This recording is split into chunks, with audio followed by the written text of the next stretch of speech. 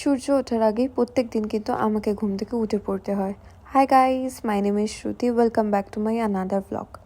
আমি দুবাইতে থাকি and I am working as a hotelier. So here I am. আমি রেডি হয়ে মেকআপ করে কিন্তু রেডি হয়ে গেছি আজকে ডিউটির জন্য। চলো ডিউটি করে দেন দেখা হচ্ছে সবার সাথে। তো দেখতেই পাচ্ছ গাইস, আমার কিন্তু ছুটি হয়ে গেছে। এখানে আমি টুকুর টুকুর করে আমার অ্যাকোমোডেশনের সামনে চলে এসেছি। আর অ্যাকোমোডেশনে এসেই আমার রুমে ফ্রেশ হয়ে সবথেকে প্রথম কাজ থাকে একটা ব্ল্যাক কফি, আর আমি একটা ওটস ক্র্যাকার্স খাই। এই তারপর কিন্তু দেখতেই পাচ্ছ আমি রেডি হয়ে চলে গেছিলাম আমি জিমে।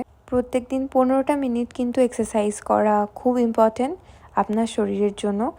কিন্তু তারপরেও কিন্তু আপনি মরেই যাবেন, মরে তো সবাইকে যেতেই হবে বন্ধু। কিন্তু যতদিন বেঁচে আছেন সুস্থ স্বাভাবিকভাবে বেঁচে থাকার জন্য জিমে যাওয়াটা খুব জরুরি।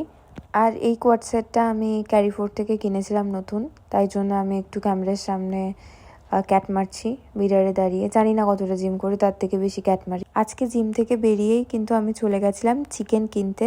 আর আজকে ওয়েদার কিন্তু খুব খারাপ ছিল, আর এখানে স্যান্ড স্টর্ম শুরু হয়েছে।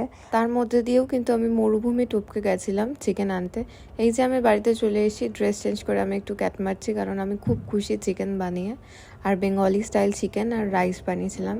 Thank you for watching, by.